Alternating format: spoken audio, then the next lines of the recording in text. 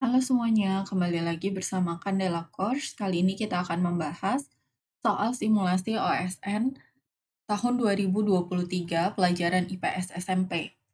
Soalnya adalah transaksi pembayaran di pasar tradisional umumnya dilakukan secara tunai.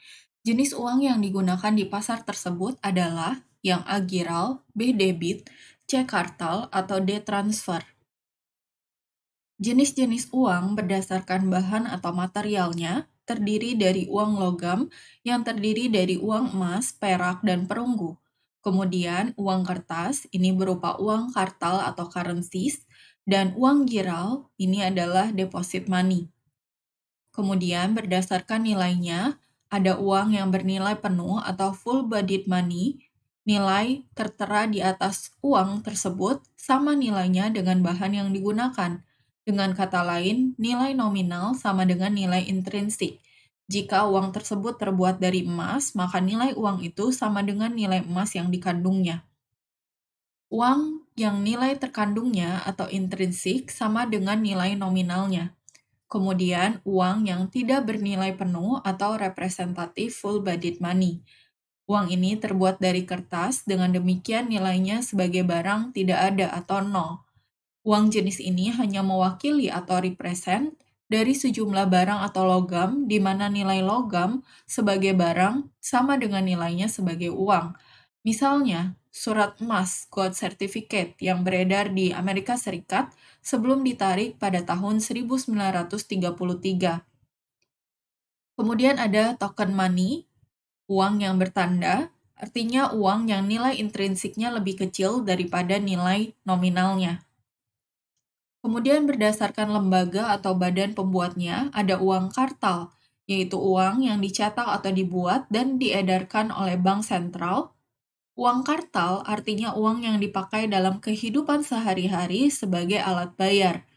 Uang kartal ada yang berbentuk logam dan ada yang berbentuk kertas yang benar-benar beredar dari tangan ke tangan sebagai alat pembayaran dalam masyarakat. Uang giral adalah uang yang dibuat dan diedarkan atau diinovasi oleh bank-bank umum atau komersial dalam bentuk demand deposit atau cek untuk memudahkan transaksi. Uang giral disebut juga demand deposit, artinya saldo rekening koran yang ada di bank dan sewaktu-waktu dapat digunakan. Uang giral merupakan uang yang sah secara ekonomi, tetapi secara hukum tidak. Artinya hanya berlaku pada kalangan tertentu saja, sehingga orang yang menolak pembayaran dengan uang giral, contohnya cek, tidak dapat dituntut. Untuk mengambil uang giral dapat digunakan cek atau giro. Kemudian berdasarkan kawasan atau daerah, ada yang disebut dengan uang domestik, uang yang berlakunya hanya di suatu negara tertentu. Di luar negara tersebut mungkin tidak berlaku. Kemudian ada uang internasional, yaitu uang yang berlaku tidak hanya pada suatu negara, tetapi mungkin diakui dan berlaku di seluruh dunia. Kemudian berdasarkan tingkat likuiditasnya terbagi atas M1, ini adalah uang kertas dan logam ditambah simpanan dalam bentuk rekening koran atau demand deposit. M2 adalah M1 ditambah tabungan ditambah deposito berjangka atau time deposit pada bank-bank umum.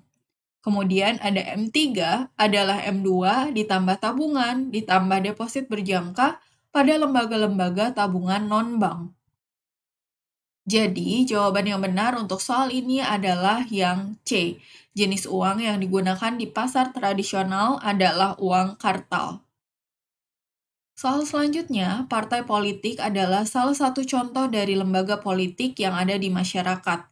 Salah satu ciri utama keberadaan partai politik yang ada di masyarakat adalah, kecuali yang mana? Yang A, organisasi bersifat sukarela, yang B, struktur organisasi formal, yang C, memiliki kepentingan elektoral, atau yang D, berorientasikan keuntungan ekonomi. Partai politik adalah organisasi yang bersifat nasional dan dibentuk oleh sekelompok warga negara Indonesia secara sukarela atas dasar kesamaan kehendak dan cita-cita untuk memperjuangkan dan membela kepentingan politik anggota, masyarakat, bangsa dan negara, serta memelihara keutuhan Negara Kesatuan Republik Indonesia berdasarkan Pancasila dan Undang-Undang Dasar 1945.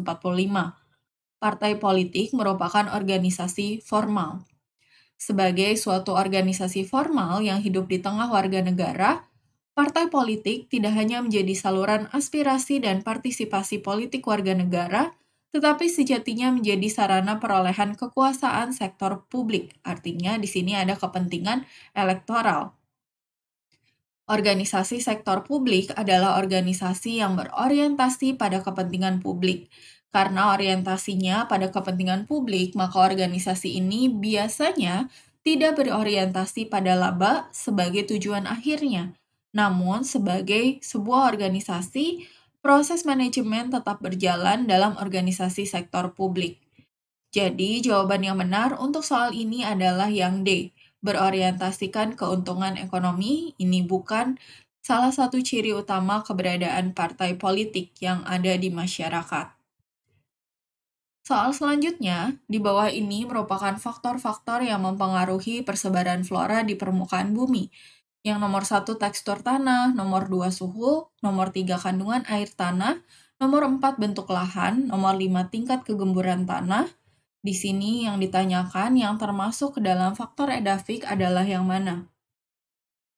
Faktor edafik adalah sifat-sifat dari tanah yang dilihat secara luas dalam ekologi.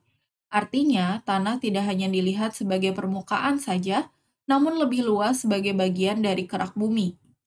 Contoh faktor edafik adalah profil tanah, tekstur, unsur hara, air tanah, suhu, pH, dan aerasi.